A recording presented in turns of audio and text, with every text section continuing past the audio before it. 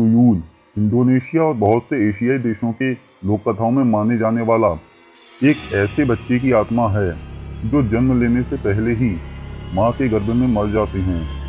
तुयूल का काम चोरी करना और दूसरों को नुकसान पहुंचाना है, लेकिन यह किसी की हत्या नहीं करता।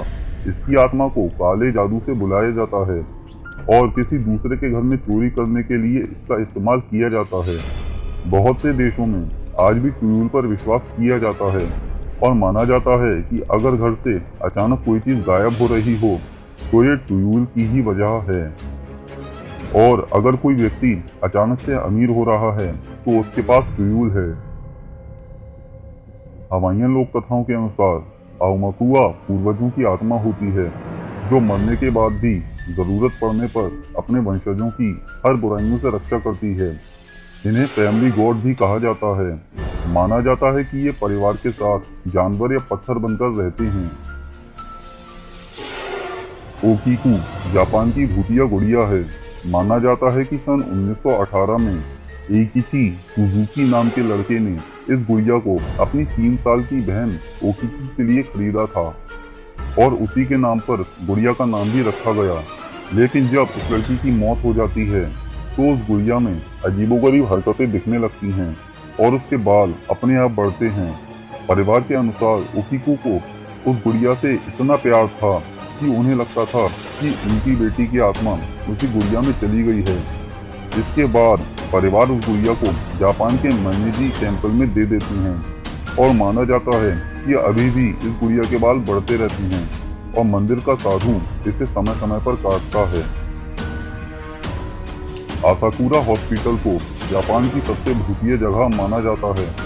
यह हॉस्पिटल मनोरोगियों का अस्पताल हुआ करता था, लेकिन माना जाता है कि एक बार डॉक्टरों की लापरवाही की वजह से यहाँ 40 से ज्यादा मरीजों की मौत हो गई। उसके बाद से ही यहाँ लोगों को अजीबोगरीब हरकतें और आवाजें सुनाई देने लगी। बहुत से मरीज दीवार में ही अपना सिर मारकर आत्महत्या करने लगे।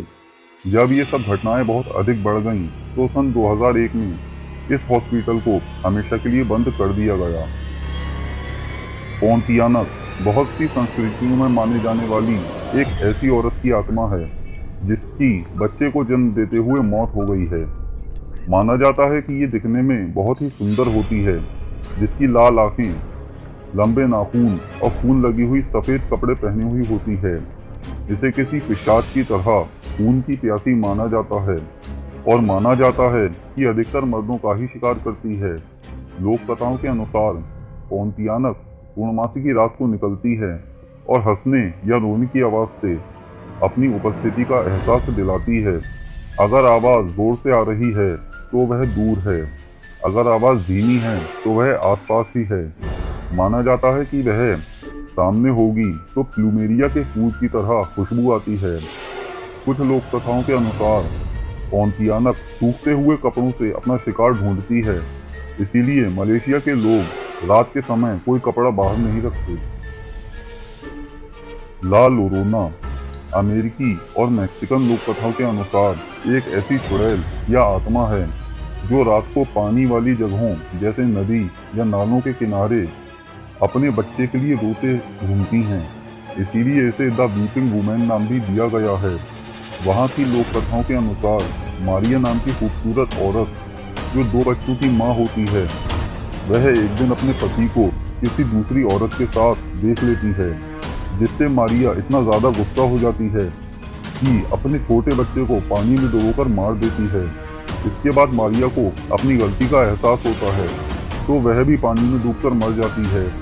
माना जाता है कि इसी घटना के बाद मारिया अपने बच्चों की तलाश में रात को रोते हुए पानी के किनारे घूमती है।